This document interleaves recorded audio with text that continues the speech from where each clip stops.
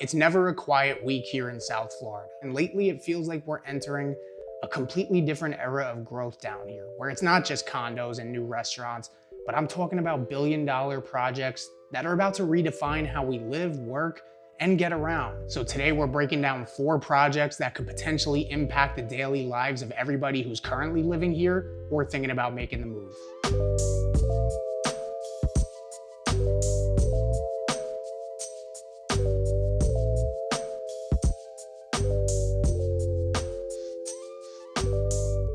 We're gonna start in West Palm Beach because I think what's happening up in that area is kind of flying under the radar for a lot of people. And the biggest headline right now is Vanderbilt University. Yes, that Vanderbilt, the same one that's been a top 20 university for decades, is building a brand new $520 million graduate campus right in downtown West Palm Beach. When I first saw the announcement, I'm not gonna lie, I was a little bit confused. I was wondering, why West Palm Beach? Why not Miami? Why not Austin? Why not just about anywhere else? But then I started thinking about it, and the reality is that an institution the size of Vanderbilt doesn't just make decisions based on a whim. When they choose a city, it's probably because they believe that city has real potential. And so this new campus is gonna focus on business, finance, AI, and data science. Basically the careers that just about every employer will be hiring for the next 20 years. And as soon as you take a top private university and mix it with a booming financial district, you get something pretty powerful. You get talent coming in, you got professors, you got researchers, and you get new businesses that wanna be closer to where all these people are.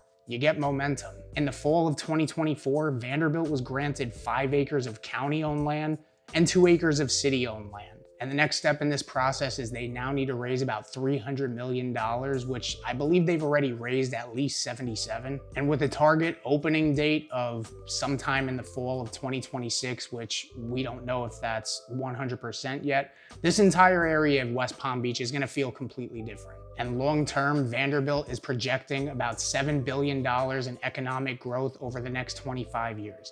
Those are numbers that change a city.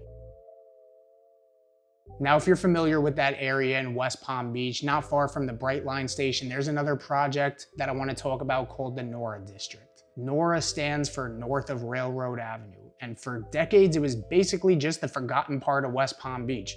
Old warehouses, industrial space, but these developers had a different vision. Instead of tearing everything down and just building brand new, they decided to keep the old industrial structures and just turn them into modern new spaces.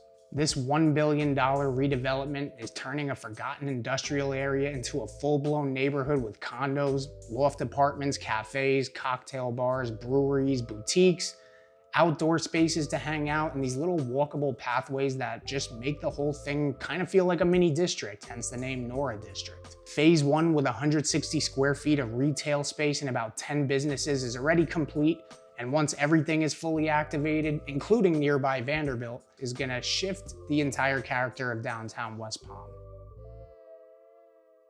And here's the thing you have to understand. Projects like Nora and Vanderbilt don't just change the neighborhood landscape. They change the types of businesses that move in. They change the type of person that moves in. They change housing demand, and they even change trajectory of prices in the surrounding areas. And these are just 2 of the reasons that West Palm Beach has so much momentum right now. Now let's move south into Broward County and talk about PRIMO. PRIMO stands for Premium Mobility Plan, and I'm gonna be honest, when I first heard about it, I wasn't too sold on it. I just didn't know if it would actually happen or not. But then I actually read the plans, and I gotta say I'm pretty impressed. Broward is planning 11 miles of new commuter rail, 23 miles of light rail, 76 miles of bus rapid transit, and 100 miles of high-frequency bus routes. For context, that's not the type of transit system you'd expect to see in a smaller city like Fort Lauderdale. Now, the goal of this is obviously not to eliminate traffic because, well, that'll just never happen. But the goal is to relieve some stress and give people more alternatives, especially if you're living in the western communities like Plantation, Sunrise, Coral Springs, Davie. PRIMO could mean you actually have a way to get downtown without wasting 45 minutes driving each way. There's also conversation about the PRIMO linking to the Bright Line or the Tri-Rail, and if that were to ever happen the way they plan it, all of a sudden Broward County becomes much more connected. And that's a big deal, because when a city or a major metro area all of a sudden becomes easier to navigate, those areas that were once considered isolated or just too far away all of a sudden become more attractive to a lot of people. Now, is this gonna happen overnight? Definitely not. There's a lengthy plan, and the first light rail phase is set to connect the 3 major economic hubs of Fort Lauderdale, which is the airport, the Port Everglades, and the convention center, and then a lengthy 15-year plan to follow.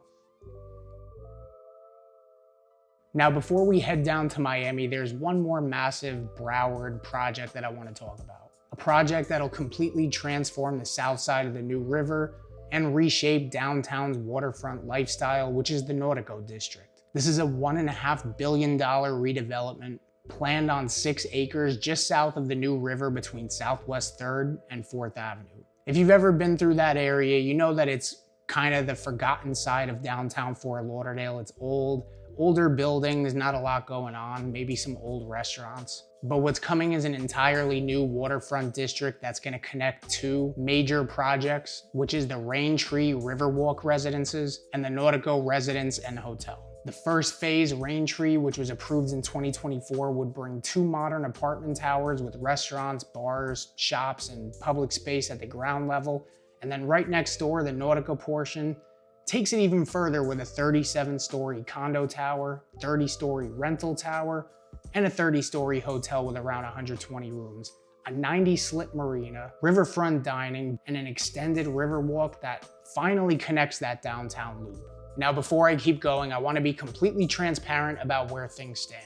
Right now, Nautico is in this kind of weird in-between stage. It's been approved by the city, it's been announced, the renderings are everywhere, and the developer is still promoting it. But when you do a little bit more digging online, there hasn't been any recent updates on this project, and as of right now, there's no current groundbreaking date. Now, this doesn't mean that this project isn't gonna happen, but it does put it into more of this early phase approved category where things are just kind of quiet right now. So instead of just hyping you up, the way we're gonna talk about this is simple. Nautico is one of the biggest waterfront projects ever approved in Fort Lauderdale, and it's unusually quiet right now, but it has the potential to reshape the south side of the New River and finally complete that river walk loop. But until shovels hit the dirt, right now it's just kind of in that gray zone. Now let's finish strong in Miami, and this might be one of the most exciting projects of all of them, and it's gonna be Miami Freedom Park, the new Inter-Miami soccer stadium, but the stadium itself is just one piece of it.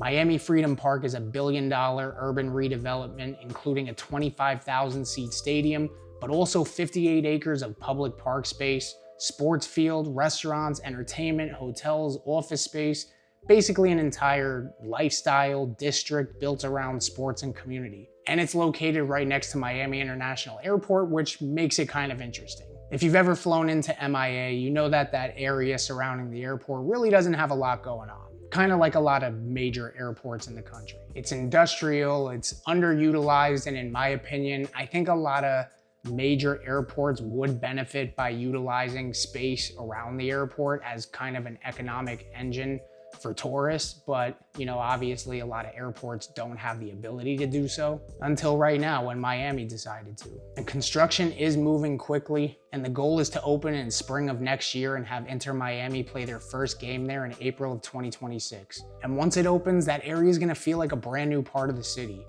Families will get to spend weekends there, locals will work there, hotels will fill up on game days, and tourists can hang out before catching their flights.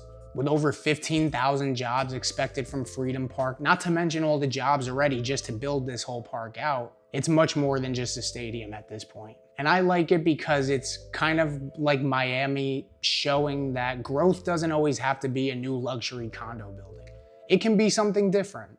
And when you zoom out and look at all of this in one picture, Vanderbilt and West Palm, Nora transforming downtown, Primo changing how people move, and Miami Freedom Park reshaping an entire part of the city, you start to understand what's really happening here in South Florida. We're not just growing vertically, we're actually maturing, and life here over the next 3 to 10 years is gonna look completely different than what a lot of people are used to. Now, some of you may like that and some of you may not. But one thing you can't deny is that with a docket of projects like this, you can expect a few things. Whether it's less time in traffic, redeveloping forgotten neighborhoods, creating a sense of community, or most importantly, increasing home values. So if you're moving to any of these areas, or maybe you already live here, these are definitely some of the projects that you should be paying attention to. And as always, if you're planning on buying or selling a home anywhere in South Florida, my team and I would love to be your real estate resource of choice. Our information's popping up on the screen and in the pinned comment below. Feel free to reach out to us at any time, and we'll see you on the next one.